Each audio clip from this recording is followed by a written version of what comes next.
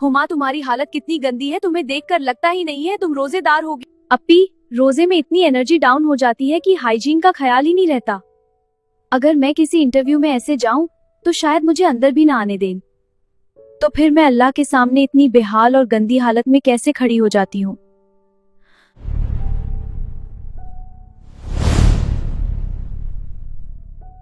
रमजान सिर्फ भूख और प्यास का नाम नहीं है, बल्कि ये नफ्स की पाकी और शख्सियत को निखारने का महीना है।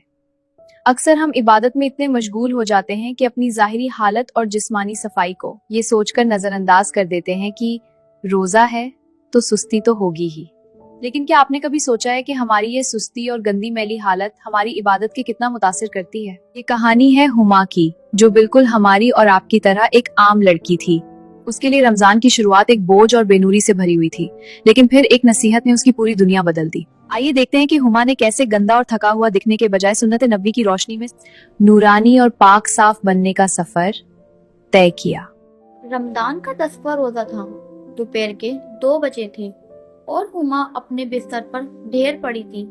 उसका चेहरा नूरानी नहीं बल्कि पीला पड़ चुका था।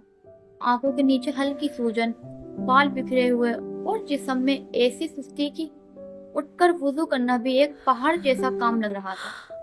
हुमा की दोपहर की नींद जब टूटती थी तो उसका चेहरा किसी बिखरे हुए ख्वाब जैसा होता। बालों में तेल की चिपचिपाहट, सांस में एक अजीब सी भारीपन और वही पुराना पजामा जो उसने 3 दिन से नहीं बदला। उसका रमजान रूटीन कुछ यूं था। सेहरी में पेट से ज्यादा खाना, फजर पड़ते ही चादर तानकर सो जाना और फिर सीधा सोहर की अजान पर आँख खुलना। वो उठती तो जरूर थी और उसके जिस्म से सुस्ती और एक अजीब सी स्मेल आती थी। न उसे नहाने का होश, न मिसवाक की फिक्र। लोग कहते, हुमा रोजा है या बीमारी? वो कहती, रोजे में एनर्जी नहीं होती हाइजीन की। पर सच तो ये था कि हुमा उस हदीस को भूल गई थी जिसमें सल्लल्लाहु अलैहि वसल्लम फरमाते हैं, तहारत निस्फ ईमान है।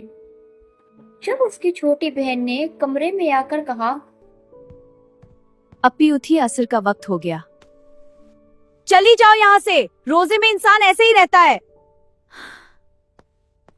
लेकिन अंदर ही अंदर हुमा परेशान थी। उसे लगता था कि रमजान का मतलब है गंदा और थका हुआ दिखना। जब हुमा बात करती थी तो उसके मुंह से आने वाली बदबू से लोग पीछे हट जाते थे। पसीने की वजह से उसका ध्यान इबादत में नहीं लग पा रहा था। एक दिन उसकी दादी ने उसे सोते हुए देखा और कहा, बेटी, अल्लाह को तेरा भूखा रहना नहीं चाहिए, उसे तेरी वो रूह चाहिए जो पक साफ हो। फारिश्ते उस घर में नहीं आते जहाँ नजासत और सुस्ती का डेरा हो। वो बात हुमा के दिल में घर कर गई।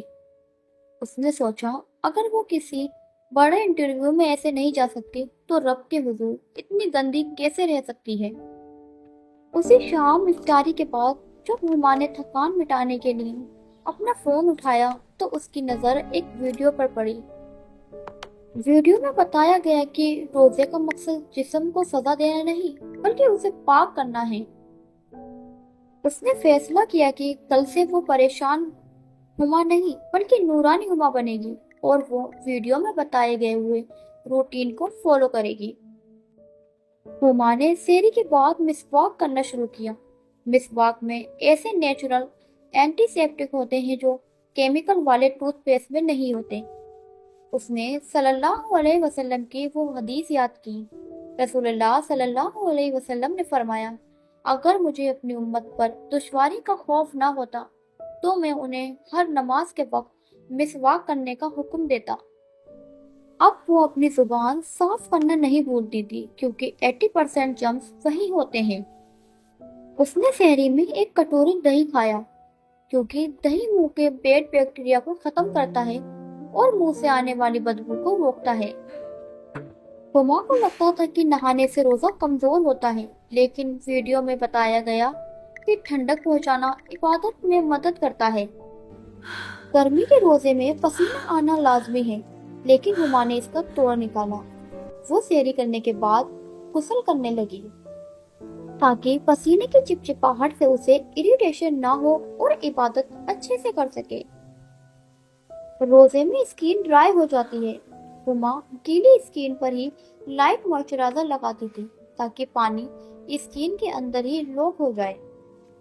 अब हुमा एल्कोहल फ्री इत्र लगाने लगी ताकि उसके पसीने से आने वाली स्मेल से घर के और लोगों को तकलीफ ना हो। हुमा के लिए हाइजीन सिर्फ नहाने का नाम नहीं था, वो अब सुन्नत तरीके से हर जुम्मे को नाखून तराशने लगी। हुमा ने वो पुराना पजामा छोड़ दिया जिसमें वो सैरी करती और सो जाती थी। उसने रूल बनाया, सोने के कपड़े अलग और इबादत के कपड़े अलग। साफ और धुले हुए कपड़े पहनने से जहन में एक पॉजिटिविटी आती है। हुमा सहरी के फौरन बाद सिर्फ ब्रश नहीं बल्कि टंग की सफाई और नमक के पानी से गरारे करने लगी। इससे सारे दिन पेट से आने वाली गैस की बदबू नहीं बनती। हुमा को वो आयत याद आई जिसमें अल्लाह फरमाता है, अल्लाह मोहब्बत करता है उनसे जो तौबा करते हैं और उनसे जो खुद को पाक और साफ रखते हैं।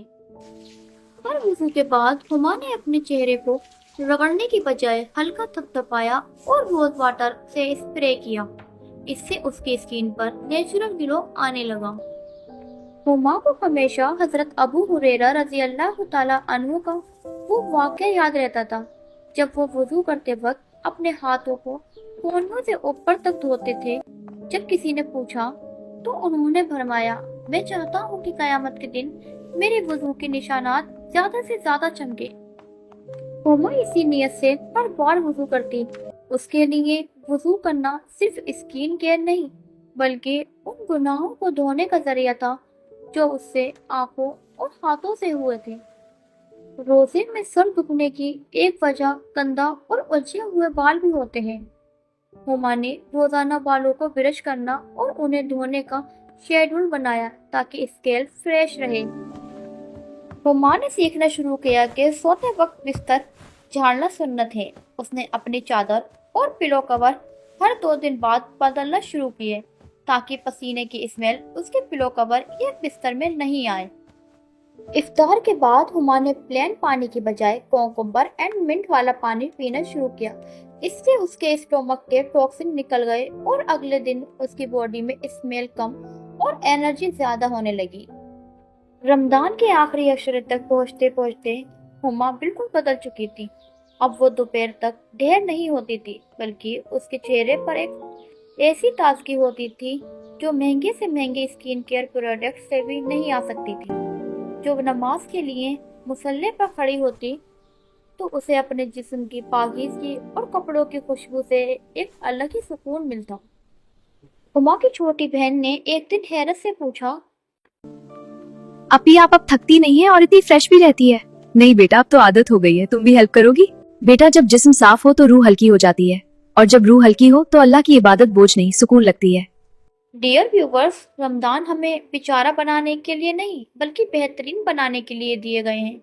अगली बार जब आप रोजे में सुस्ती महसूस करें तो याद रखिएगा कि अल्लाह ताला को वो मोमिन ज्यादा पसंद है जो स्ट्रॉन्ग और पाक साफ हो। अगर आपको मेरी स्टोरी अच्छी लगी हो और कुछ नया सीखने को मिला हो तो वीडियो को लाइक और शेयर करें और हिजाबी एडवाइजर चैनल को सब्सक्राइब करना बिल्कुल ना भूलें। मिलते हैं नेक्स्ट वीडियो में, तब तक के लिए अल्लाह हाफिज।